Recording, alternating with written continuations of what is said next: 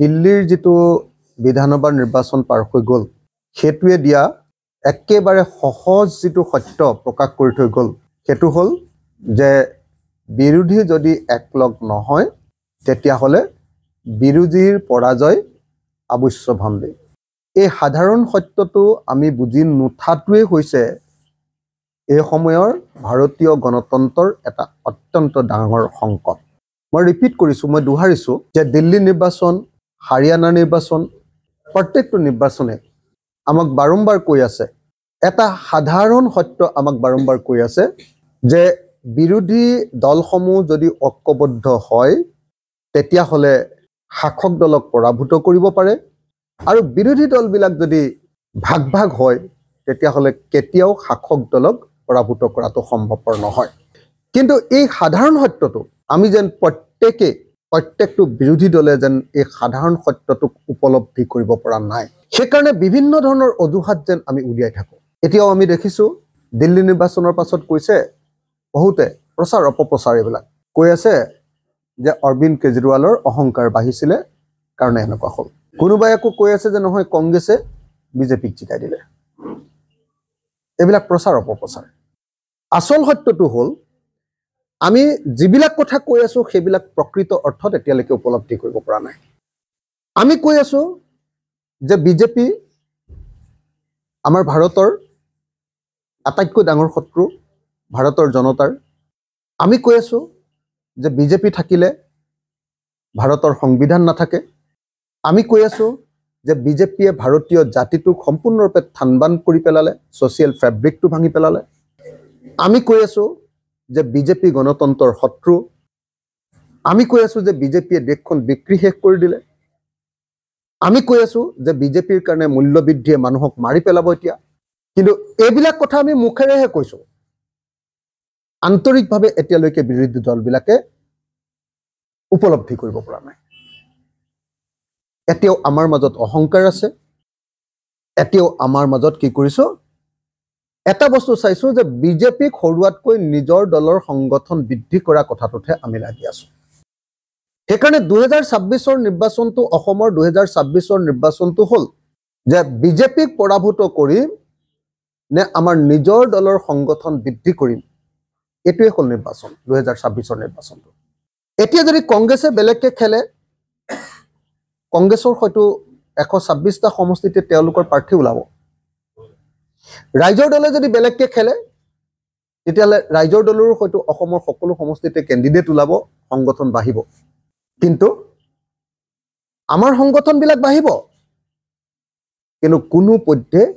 দেশৰ জনতা নাবাছে দেশৰ গণতন্ত্ৰ নাবাছে দেশৰ সংবিধান নাবাছে সেইকাৰণে একেবাৰে সহজ সত্যটো হ'ল দিল্লী নিৰ্বাচনৰ পাছত হাৰিয়ানা নিৰ্বাচনৰ পাছত আমি সকলোৱে একলগ হ'ব লাগিব এই সময়খিনিত যদি অকল নিজৰ সংগঠন বৃদ্ধিৰ কথা আমি যদি চিন্তা কৰি থাকো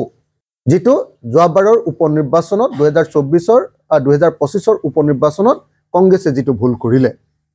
পাঁচটা বিধানসভা সমষ্টিতে অসমৰ নিৰ্বাচনত অৱতীৰ্ণ হৈ নিজৰ সংগঠন ৰক্ষা কৰিবৰ কাৰণে তেতিয়া হলে আমি গণতন্ত্ৰ ৰক্ষা কৰিব নোৱাৰো গতিকে গণতন্ত্ৰ ৰক্ষা কৰিম নে নিজৰ সংগঠন বৃদ্ধি কৰিম নিজৰ দলীয় স্বাৰ্থ উদ্ধত নে দেশৰ স্বাৰ্থ উদ্ধত 2026 চনৰ নিৰ্বাচনটো হ'ব এই প্ৰশ্ন হিমন্ত বিশ্ব শৰ্মাৰ নিচিনা মানুহজনক স্বৈৰতান্ত্ৰিক মানুহ এজনক ফেচিবাদী আৰু সাম্প্ৰদায়িক মানুহ এজনক আমি যদি প্ৰতিৰোধ কৰিবৰ কাৰণে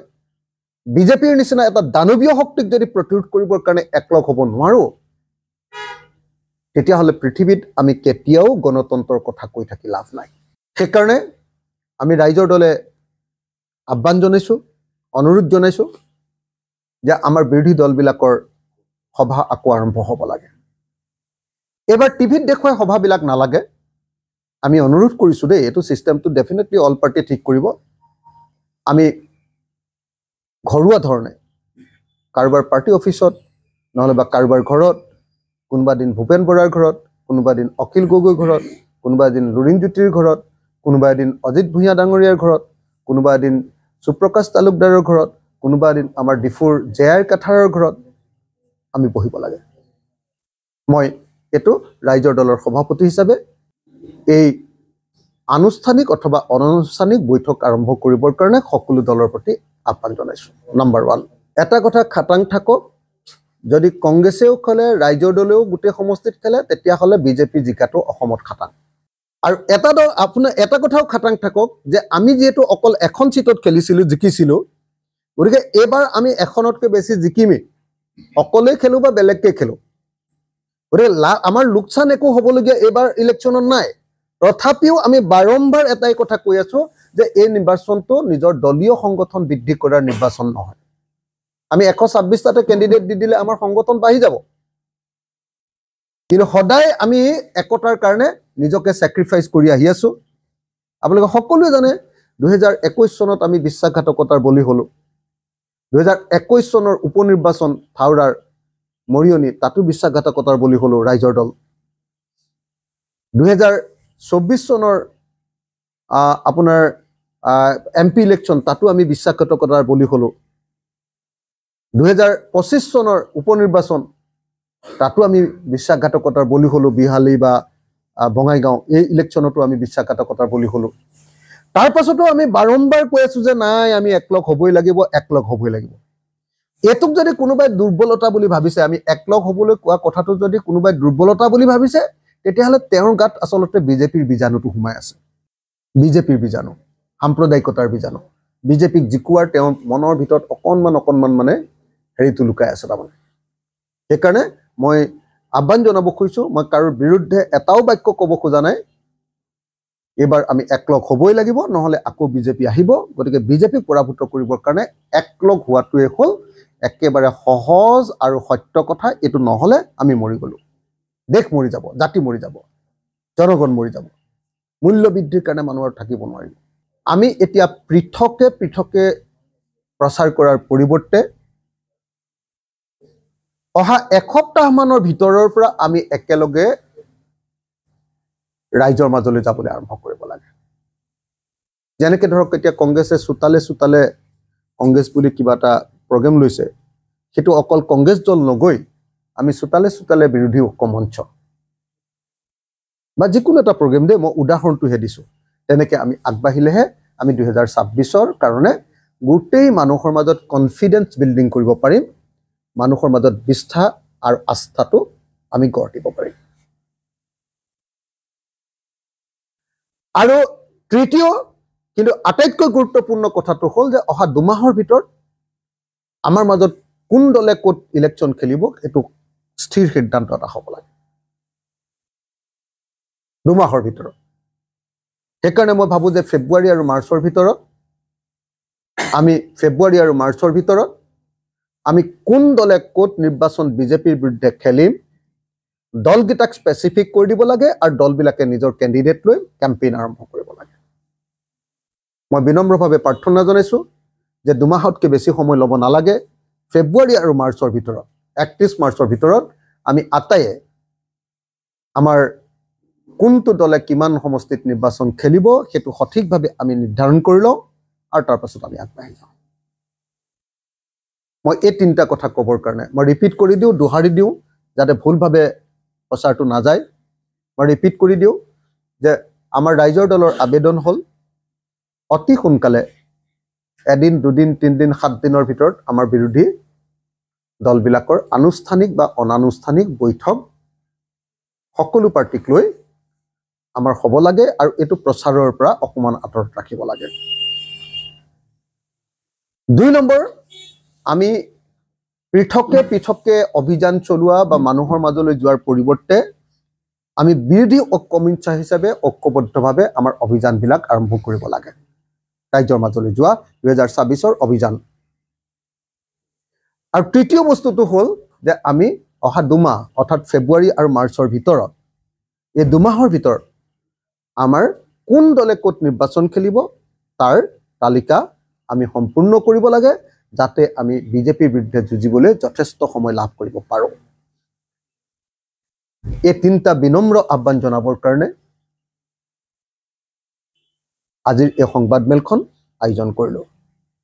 মই আপোনালোকক সকলোকে আকৌ এবাৰ দোহাৰি দিওঁ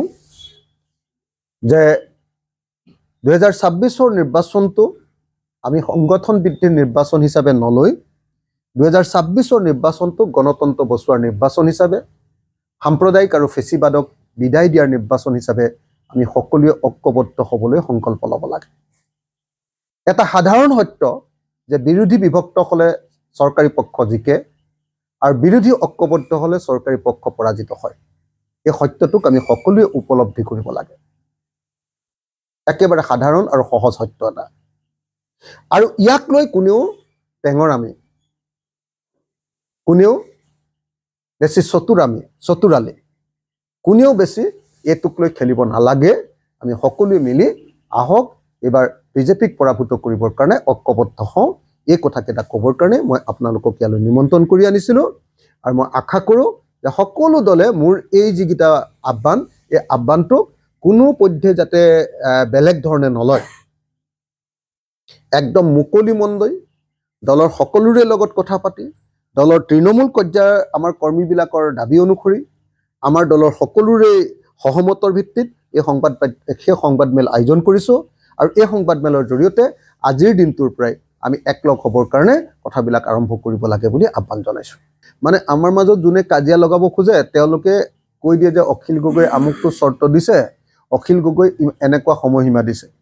মই কি কৈছোঁ যদি 2026 চনত নিৰ্বাচনত সঁচাকে জিকিব লাগে অহা 2 মাহৰ ভিতৰত আমাৰ কেণ্ডিডেটবিলাক কোনে ক'ত খেলিব তাৰ তালিকাখন তৈয়াৰ হ'ব লাগে এটোতো কোনো চৰ্তই নহয় এটো কোনো সময়সীমাই নহয় এটো মোৰ বিনম্ৰ আহ্বান যে এটো কৰিলেহে আমি জিকিব পাৰিম কিন্তু হেতুক মানে আমাৰ মাজত কাজিয়া লগাবৰ কাৰণে কি কৰে আমাৰ সময়সীমা আমাৰ চৰ্ত এনেকে বুলি নিউজ কৰি দিয়ে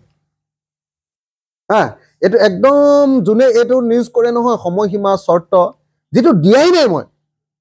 হেতু বুলি নিউজ কৰি দিয়ে তাৰ অৰ্থটো হ'ল যে আমাৰ মাজত কাজিয়া লগাবলৈ কৈছে চৰকাৰী পক্ষৰ হৈ আমাৰ লগত কাজিয়া লগাব খুজিছে আপুনি বিচৰা বাতৰি পাব কেৱল নিউজ 18 এপত নিউজ 18 এপ ডাউনলোড কৰিবলৈ স্ক্যান কৰক এই QR কোড গুগল প্লে ষ্টৰতো পাব এই নিউজ 18 এপ